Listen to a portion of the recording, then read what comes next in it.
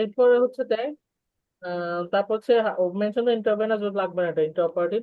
আচ্ছা, মনিটরিং এর মধ্যেও সেম আমরা যেভাবে অ্যান্সার করি ওটাই। এটা দেখো নোট ওয়ার্ডির মধ্যে দেখো যে insulin with the decrease of plasma catecholamine level immediately following dissection insulin level increase and hypoglycaemia occur. Therefore, dextrose containing solution should be added after tumor removal.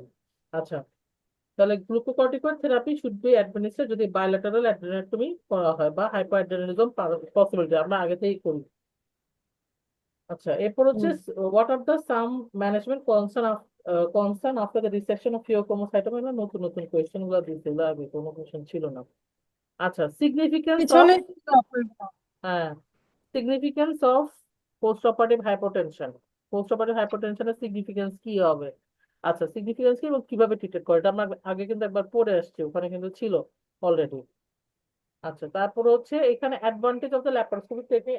Advantage of the laparoscopic technique is it is not for the pheochromocytoma only. হ্যাঁ, এখানে হচ্ছে আমাদের in general ল্যাপারোস্কোপির জন্য কি কি জন্য better হয় সেটা। আচ্ছা, এরপর হচ্ছে তোমার সিয়ার্ড নিয়ে একটু লিখছে। সিয়ার্ড এর সাথে না একটা কোয়েশ্চেন ছিল, সিয়ার্ড, ডায়াবেটিস ইনসিপিডাস, আর এটা হচ্ছে cranial water depletion syndrome, salt wasting syndrome. Salt salt washing, washing. Cerebral হ্যাঁ, সল্ট হ্যাঁ। Washing syndrome, CSW, cerebral salt washing syndrome. এটার একটা ডিফারেন্স লেখা ছিল আমার কাছে, আমি এই ছবিটা দিলেই এটা ক্লিয়ার হয়ে যাবে, কিন্তু লেখাটা যে কই লাগাইছি এটা তো ভুলে গেছে। এটা তো মনে হয় স্যার পড়াইছিল আমাদের, না? হ্যাঁ হ্যাঁ, এটা আমাদেরকে হচ্ছে আমাদের চিকনি চামেলি পড়াইছিল, ওটা যে কোথায় রাখছি খেয়াল নাই। আচ্ছা, এইখান থেকে আর বলার কিছু নাই। সিআর থেকেও খুব একটা বেশি ওই ওই ওই মানে চারটা দেখলে সিআর এর ব্যাপারটাও ক্লিয়ার হয়ে যায়। সিআর এত বেশি কিছু লাগে না, এটা সিআর কখনোই হাতে আসে নাই।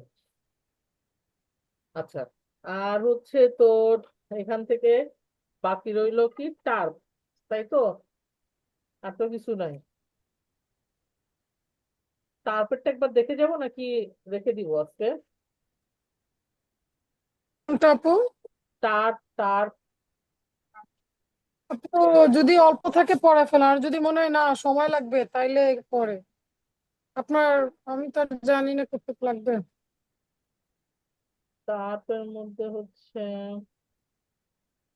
আচ্ছা, এখানে ইমার্জেন্সি এর মধ্যে নিয়ে আসছে কিছু। আচ্ছা, যেটা হচ্ছে টার্প সিনড্রোমে যা যা আমি বলি, টার্প সিনড্রোমে যা যা আছে, হ্যাঁ, এখানে যা যা তোমরা পাচ্ছ এটা সব পড়ে ফেলবা। টার্প বেশি না, টার্প হচ্ছে মাত্র 2 পাতা আছে, ঠিক আছে? টার্প 2 পাতা হুম। আছে, একটা হচ্ছে হ্যাঁ পেজ, আপু। এই যেটা হচ্ছে তোর 122 নাম্বার একশো পেজ। বাইশ হুম। হ্যাঁ, টার্পের মধ্যে ইউরোলজি। হ্যাঁ, ইউরোলজির মধ্যে। ইউরোলজির 122। টার্পে আসলে আলাদা করে বলারও কিছু নাই, বোঝানোরও কিছু নাই, এটার মধ্যে নতুন করে বলার মানে টার্পে যা যা আছে কোয়েশ্চেন, হ্যাঁ, এখানে যা যা আমি কোয়েশ্চেন সামনে দেখতেছি মোটামুটি সবই লাগবে। মানে টার্পের মধ্যে কোয়েশ্চেন আসলে বেশি না, জিনিসটার মধ্যে কি হবে এইখানে যে প্রিসিপিটেটিং ফ্যাক্টর, ম্যানেজমেন্ট, প্রিভেনশন, ফ্লুইড কি ইউজ করতেছি, কোনটা দিলে ভালো হয়, থেরাপিউটিক মেজার্স কি কি অফ টার্প সিনড্রোম, খুব সুন্দর করেই লেখা আছে, এইটা পড়ে ফেলবা। আরেকটা হইতেছে গিয়ে pacemaker and anaesthesia for TURP. পেস মেকারের এই কোয়েশ্চেনটা কিন্তু আমরা আগে একবার পড়ছিলাম ইন্টারকারেন্ট ডিজিজে, হ্যাঁ। ইন্টারকারেন্ট ডিজিজে, আর একটা হচ্ছে হাইপার টেনশনের সাথে যখন ভিউ পয়েন্ট থেকে পড়তেছিলাম, মনে এত পুরাতন পয়েন্টটা পেসমেকারের জন্য। হ্যাঁ, ওটার মধ্যে যেটা ছিল সেম, এটা pacemaker anaesthesia for the TURP. টার্পে যেহেতু হচ্ছে আমাদের দিক জানাচ্ছি।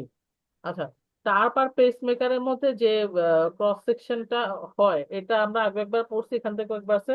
আপাতত তোমরা এটা পড়ে ফেলো, নেক্সট দিন ইনশাল্লাহ আমরা বসার সময় একবার টার্পটা একবার থরো রিভাইজ করে যাব, ঠিক আছে? এখানে আর আচ্ছা বলার আপু। কিছু নাই। আর বাকি যেটা ছিল ওই যে সিএ ব্লাডার আর হচ্ছে র্যাডিক্যাল প্রোস্টেটেক্টমি, এটাও ওই দিন ওটা নিয়ে বসবো, কেমন? ওকে, ঠিক আছে, তাহলে আজকে তাহলে উঠি, কেমন? আল্লাহ আচ্ছা হাফেজ। আপু। হ্যাঁ, আল্লাহ হাফেজ।